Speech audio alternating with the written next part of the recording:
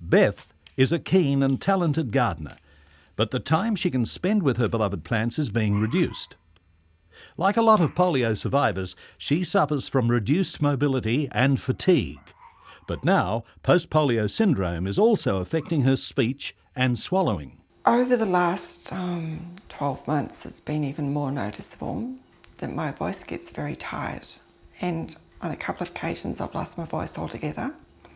These days, I know that by having rest periods, if I talk today, then I don't talk tomorrow, because if I do, I'll lose it completely. I need breaks, the same as I do physically, to get going again. I'm having problems with a very rough voice, loss of voice, a little bit of slurring, embarrassing, but sometimes I dribble. With someone who's having problems with their speech post-polio, we would be mainly looking at the muscles and how the muscles that are used to pronounce words are affected.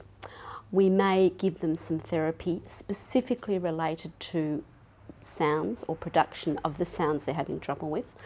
We may work at a more functional level, so we may just target their whole speech. We may give them strategies to help them get the message across more clearly as a whole, rather than focus on single sounds.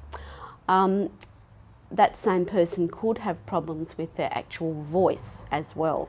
So we may give them exercises to help improve their volume or their pitch. We may even, perhaps if they're having a lot of trouble with volume or with fatigue, we may even give them some sort of device that will help them when they're having those bad times to increase their volume.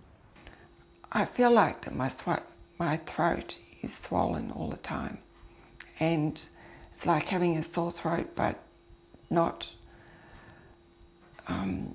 like an infected throat, just that everything inside is very, very big, and it's just very hard to swallow, and things get stuck. I've altered with the way that I eat. I always eat with a drink, and I'm a lot more careful about what I eat. I love nuts, but it's silly these days for me to eat nuts.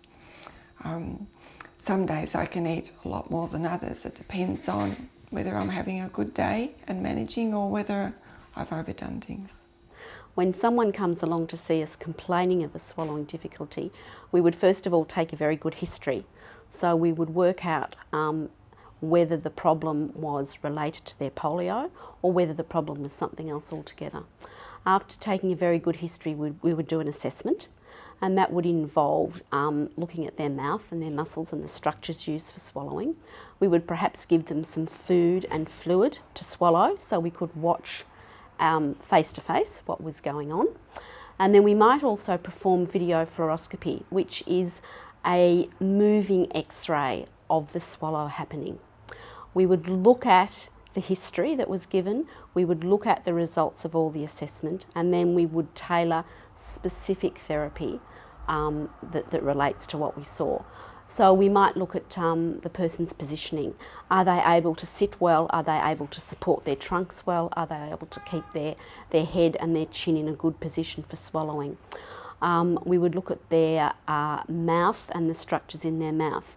If they weren't working well, we may be able to suggest exercises, or maybe some strategies to change the technique they use when they swallow.